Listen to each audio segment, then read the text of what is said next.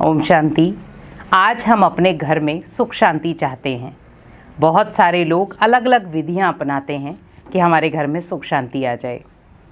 कई लोगों ने उन सुख शांति को पाने के लिए बहुत सारे प्रयास भी किए हैं। आज आप जैसे नवरात्रे मना रहे हैं, बहुत सारे लोगों ने अपने घर में नवरात्रे की स्थापना की है कि इस स्थापना के साथ साथ हमारे घर में जो कष्ट है, जो पीड़ाएं हैं, वो दूर हो जाएं। हमारे घर में जो भी बार बार कोई व्याधियां आ रही हैं, वो सब दूर हो जाएं। होती भी हैं, क्योंकि हमारे मन की भावना जब शुद्ध होती है तो ऑटोमेटिकली वो चीज़ें हमारी संपन्न भी होती हैं। देवियों से लगाव है, देवियों से प्यार है और देवियों के लिए हम बहुत कुछ करते हैं। भवन सजाते हैं, मंदिर सजाते हैं, देवियों से रोज़ मिलने जाते हैं, उनकी आरती करते हैं। लेकिन आप सोचिए कि वो जो देवियां हैं वो हैं कौन, किसने उन्हें बनाया। देवियों के ऊंचे ऊंचे धाम दिखाए। आप जितनी भी देवियों को देखें, सभी के ऊंचे ऊंचे मंदिर हैं। वैष्णो देवी, ज्वाला देवी, चिंतपूर्णी देवी, सभी देवियों के ऊपर ऊपर मंदिर हैं। तो आपने कभी सोचा है कि देवियों के ही मंदिर आखिर ऊपर क्यों बनाए हैं? क्योंकि देवियों की स्थिति ऊंची थी। आज देवियों को हम माता का टाइटल देते हैं, माँ का टाइटल देते हैं और हम बहुत सुकून भरे पल गुजारते हैं। बहुत सारे लोग देवियों से मिलने के लिए उनके दूर दूर मंदिरों में जाते हैं। उनके लिए हमारे अपने लिए, अपने परिवार के लिए प्रार्थनाएं करते हैं कि हमारी जितने भी घर में जो भी प्रॉब्लम चल रही हैं, देवियां उसका निवारण करें। लेकिन पहले हमें ये जानना ज़रूरी है कि आखिर देवियां हैं कौन। जिन देवियों को हम 9 देवियों को याद कर रहे हैं, उन 9 देवियों को बनाने वाला कौन? तो वो है परमात्मा, जिसको हम निराकार गॉड फादर कहते हैं। क्योंकि परमात्मा जो सुप्रीम पावर है, उसके द्वारा ही ये देवियां इस सृष्टि पर हम सबका उद्धार करने आई हैं। कहते हैं कि भगवान भी अगर आपके सामने एक साधारण वेश में आ जाए तो हम उसको पहचान नहीं सकेंगे। तो भगवान भी कहते, देवियां भी आपके सामने साधारण वेश में आई हैं, लेकिन लोग पहचान नहीं पा रहे कि आखिर हैं कौन। जानना चाहते हैं लेकिन पहचानना नहीं चाहते। आप सोचिए कि जिनको हम शक्ति रूपा कहते हैं, वो भगवान का अंश थी। भगवान ने आसुरी वृत्ति वालों को नष्ट करने के लिए इस सृष्टि पर देवियों को भेजा था। हमेशा आपने देखा होगा, देवियों को अनमैरिड दिखाते हैं।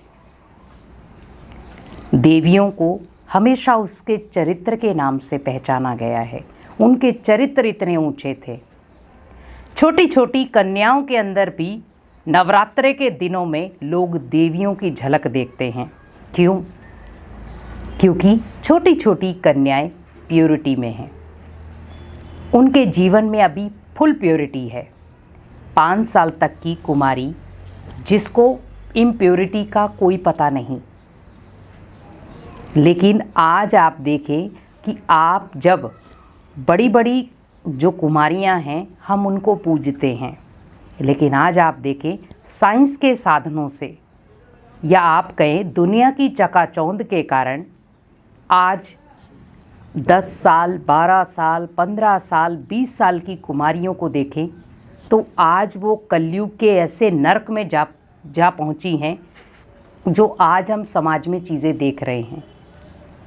देवियों का पहनावा देखें और उनका पहनावा देखें। देवियों के पहनावे में आप देखें तो उनके सिर के ऊपर चुन्नी रखी गई थी। और आज भी देखा जाए, मंदिर में हम जब जाते हैं तो देवियों को ओनली हम चुन्नी कंधे पे नहीं रखते हैं, चुन्नी सिर पर रखते हैं। तो आज सोचिए, आज नारी को क्या हो रहा है। हम ये नहीं कह रहे आप फैशन करना छोड़ दें, हम आपको ये भी नहीं कह रहे हैं कि आप जैसे दुनिया चल रही है आप वैसे चलना छोड़ दें, लेकिन थोड़ा सा आप ध्यान रखें कि हमें अगर आसुरी वृत्ति वालों से बचना है तो उसके लिए मुझे अपने आप को पहले सशक्त बनाना होगा।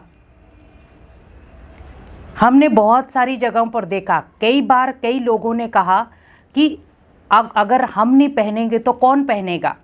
आप सोचिए कि दुनिया आपको कपड़े से थोड़ी जजमेंट करेगी। आप अगर नॉर्मल सिंपल कपड़े भी पहनेंगे दुनिया आपको तब भी कमेंट करेगी, आप उल्टे कपड़े पहनेंगे दुनिया आपको तब भी कमेंट करेगी। लेकिन आप सोचिए कि आपकी सेटिस्फैक्शन किस में है। एक है आपने प्रॉपर कपड़े पहने हैं, दुनिया कमेंट कर रही है। और हाँ, बहुत सारी जगहों पर हमने सुना है बहुत सारे उल्टे सुल्टे कमेंट बोलते हैं लोग। हमेशा याद रखें कि जिन्होंने अपने चित्र को स्वयं बनाया है उनके ही चरित्र का गायन हुआ है। आज जितनी भी आप देवियां देख लें उनकी ड्रेसअप देखें आप, एक कुमारी है और एक मैरिड लाइफ वाली है। दोनों में अंतर, जब कुमारी है वो कुछ भी पहन सकती है, कुछ भी डाल सकती है, लेकिन जब वो मैरिड लाइफ में आ जाती है तो उसे सोचना पड़ता है। क्यों? लाइफ तो सेम ही है, लेकिन वहां पर एक सदस्य ने एंट्री कर ली, वहां पर आपको थोड़ा सा रोक टोक हो गया। आप अपने घर में थे, आप पूरी फ्रीडम के साथ कुछ भी पहन लेते थे, लेकिन आप दूसरे के घर में चले गए तो वहां पर फ्रीडम आपकी कम हो गई। कारण आप चाहते तो उस समय भी आप कह सकते थे, उस घर में जाके भी कह सकते थे मैं तो यही पहनूंगी। लेकिन आप कोशिश करें, आप खुद सोचिए कि हमारे पहनावे से कुछ नहीं हो रहा। हम भले समाज में आज देखो जो भी हम अपने जीवन में ट्रेंड लेकर आते हैं कि ये फलाना आज का ये ड्रेसअप चल रहा है, आज का ये ड्रेसअप चल रहा है। आप सोचिए देवियों ने कभी ट्रेंड देखा था? नहीं, क्योंकि जितना आप अपने शरीर को कवर अप करके रखेंगे उतना जो आसुरी वृत्ति वाले लोग हैं वो आपकी तरफ नज़र उठाकर भी नहीं देख पाएंगे। आज ये लोग आपको गंदी नज़र से क्यों देख रहे हैं? क्योंकि हमने पहनावा ही ऐसा पहन रखा है। तो पहले अपने आप को हमें बदलना है। हम दूसरों को ब्लेम दे रहे हैं कि वो बदले, उसकी सोच ऐसी है, उसका देखने का नज़रिया ऐसा है। आप सोचिए कि आप उसे नज़रिया दे रहे हैं तो वो देख रहा है। जब आपने पूरा कवर अप किया होगा तब वो आपको कमेंट करेगा तो आप उससे लड़ सकते हो, आप उसको बोल सकते हो। लेकिन जब आपने ही उसको एक नज़रिया दे दिया तो आप उसे क्या बोलेंगे, क्या लड़ेंगे आप? आज बहुत सारे ऐसे लोग देखे हैं जो नॉर्मली देखा जाए तो पूरा कवर अप को होके कहीं जाएंगे, और जब कोई बड़े उनके घर में आ जाते हैं तो उनको कोई शर्म ही नहीं है, लिहाज ही नहीं है। क्यों? हमें अपने संसार को देखना है। जो देवताओं की दुनिया थी वो कैसी थी, जो भगवान ने दुनिया रची थी वो कैसी थी। भगवान की जो रची हुई दुनिया थी, आपने देखा किसी को ऐसे चीजें करते हुए? आज देखा जाए भाई लोग कपड़े पूरे पहन रहे हैं, और आज हमारी जो नारी है उसको क्या होता जा रहा है, अपना सम्मान हम खुद खत्म करते जा रहे हैं। मैं ये नहीं कह रही हूँ आपको कि आपको ये चीज़ें छोड़ देनी है, लेकिन कोशिश करें। अगर आप किसी ऐसे, हमने बहुत सारे मंदिरों में ऐसी बहुत सारी जगहों पे देखा है जहाँ पर ड्रेस हम कुछ भी पहन के चले जाते हैं। कोशिश करें कि जहाँ पर आप धार्मिक स्थल में जा रहे हैं वहाँ पर थोड़ा सा कवर अप होकर जाएं। ओनली बस मन के अंदर भावना ये हो, मुझे भगवान से मिलने जाना है, मुझे देवियों से मिलने जाना है। क्योंकि अगर आपने एक भी व्यक्ति के नेगेटिव संकल्प चला दिए तो कहीं ना कहीं पाप के भागीदार हम बनेंगे।